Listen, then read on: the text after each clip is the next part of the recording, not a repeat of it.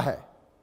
और तब जब ऐसे सेंसिटिव हाई प्रोफाइल इलाके में इस तरह का आंदोलन होता है, जिस आंदोलन की ना तो कोई विचारधारा होती है, ना कोई चेहरा होता है, कि अगर यह आंदोलन अपनी दिशा से भटक गया, युवा हैं, नन्हे मुन्ने हैं, देश के नौनिहाल हैं, अगर वो भावनाओं में बह गए तो क्या करेंगे? वो कहीं भी जा सकते हैं। और वही हुआ, संसद के पास भी पहुंचे, जो कि बेहद संवेदनशील इलाका था। और जब संसद के पास पहुंचे तो प्रशासन ने कार्रवाई की, सरकार ने कार्रवाई की, होनी ही थी, तय है। यह पहला ऐसा आंदोलन नहीं है जिसमें कार्रवाई हुई है। ऐसे बहुत सारे आंदोलन हुए हैं जो लुटियन जोन में या संसद के पास अगर संसद में पहुंचने की कोशिश करते हैं तो फिर लाठियां चलती हैं, आंसू गैस के गोले चलते हैं। लेकिन ये बच्चे थे, मैं वही कह रहा हूं, ये भावनाओं में बह सकते थे, बड़ी घटना हो सकती थी। कौन है जो इनके नन्हे मुन्ने इरादों से खेल रहा है, यह भी समझने की जरूरत है।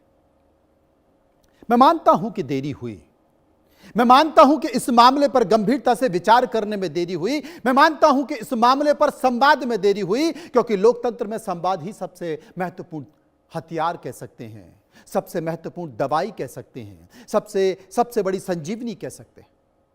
मैं मानता हूं कि उसमें देरी हुई है, लेकिन ये जो तस्वीरें हैं, उन तस्वीरों में छात्रों का कहना था कि वे किसी हिंसा, तोड़फोड़ या उपद्रव के इरादे से यहां पर नहीं उतरे थे।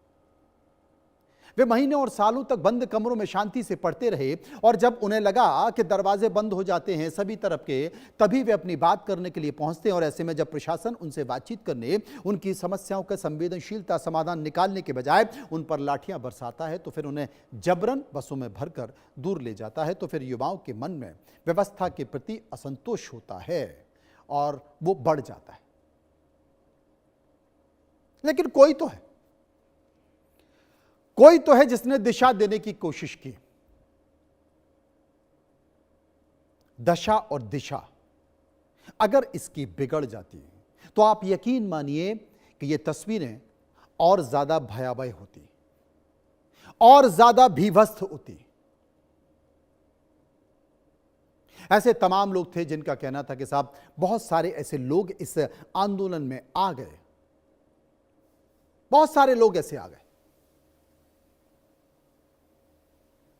जिन्होंने माहौल खराब करने की कोशिश की। होता है, हर आंदोलन में ऐसे लोग शामिल हो जाते हैं, लेकिन उनसे यह दर्द कम नहीं हो जाता, उनसे यह पीड़ा कम नहीं हो जाती, उनसे आंखों के सपने खत्म नहीं हो जाते। सुनिए सरकार क्या कहती है। और यह अत्यंत दुर्भाग्यपूर्ण है कि हमारे देश के छात्रों और नौजवानों को कुछ लोग अपने राजनीतिक स्वार्थों की पूर्ति के लिए एक राजनीतिक औजार के रूप में इस्तेमाल करने का प्रयास कर रहे हैं। प्रधानमंत्री मोदी जी के नेतृत्व में हमारी सरकार विद्यार्थियों और नौजवानों की आकांक्षाओं को पूरा करने और उनके कल्याण के प्रति पूरी तरह से प्रतिबद्ध है। और हमारे छात्रों की हर चिंता को सुनना और उसका समाधान करना, ये हम सबकी जिम्मेदारी है।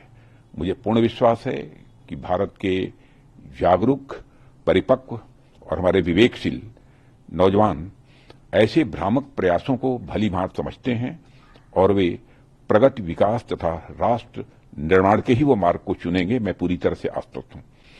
हम इस बात के लिए भी पूरी तरह से प्रतिबद्ध हैं कि किसी भी व्यक्ति, विशेषकर हमारे छात्रों और नौजवानों के साथ किसी भी प्रकार का अन्याय न हो।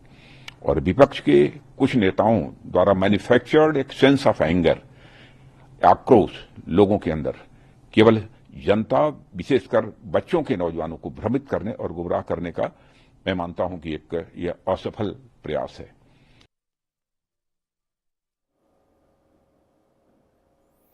सरकार की तरफ से आपने देश के रक्षा मंत्री राजनाथ सिंह को सुना, वो इस आंदोलन को लेकर अपनी प्रतिक्रिया दे रहे थे।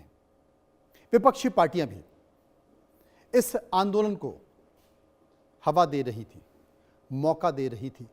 अखिलेश यादव को सुनिए क्या कहा। रुक जाइए।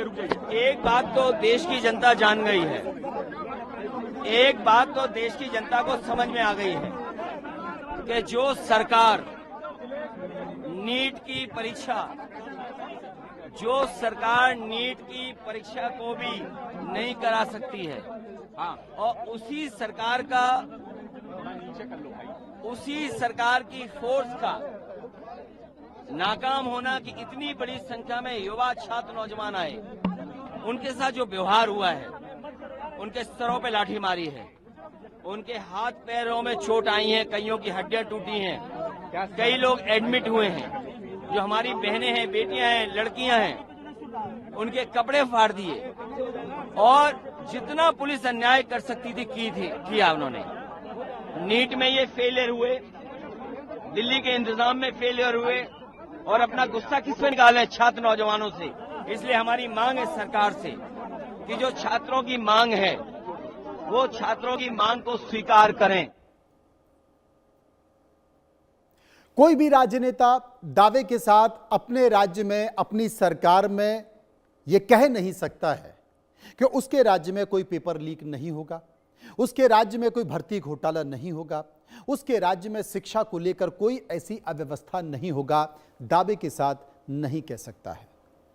हां, जब इस तरह की तस्वीरें आती हैं तो वो अपनी उपस्थिति जरूर कराना चाहते हैं। यहां पर मैं एक छोटी सी बात कहना चाहता हूं। मेरे एक मित्र के बेटे के पास एसएमएस आया। वो सोशल मीडिया पर बहुत एक्टिव है, अच्छे खासे फॉलोअर हैं। उन्होंने कहा कि आप हमारे पक्ष में एक वीडियो जारी कर दीजिए और हमें उसकी कीमत बताइए। उन्होंने कोई जवाब नहीं दिया। उन्होंने उसे ऑफर 50,000 रुपए का किया, उसने कोई जवाब नहीं दिया। बाद में उस पर मैसेज आया कि आप अपनी कीमत भी कोट कर सकते हैं, आपको जो प्रदर्शन हो रहा है उसके पक्ष में एक वीडियो जारी करना है। कोई जवाब नहीं दिया। मैं सिर्फ इतना कहना चाहता हूं कि वीडियो जारी करने का यह अमाउंट आखिर कहां से आ रहा है, यह पैसा कहां से आ रहा है। मैं इन बच्चों के तकलीफों के साथ हूं।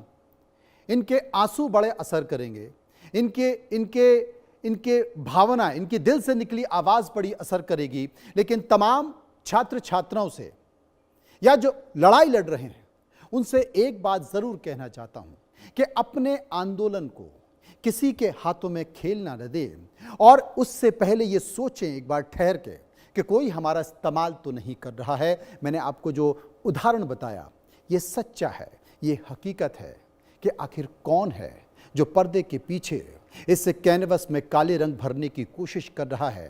क्योंकि तमाम बच्चे अपने रंग बिरंगे सपनों के जरिए अपने भविष्य को गढ़ने की कोशिश कर रहे हैं, चाहते भी हों।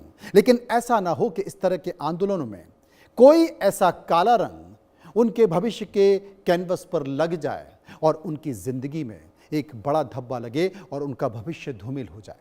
सतर्क रहें, लड़ते रहें, अपनी आवाज को उठाते रहें। फिलहाल समझिए.com में इतना ही। नमस्कार।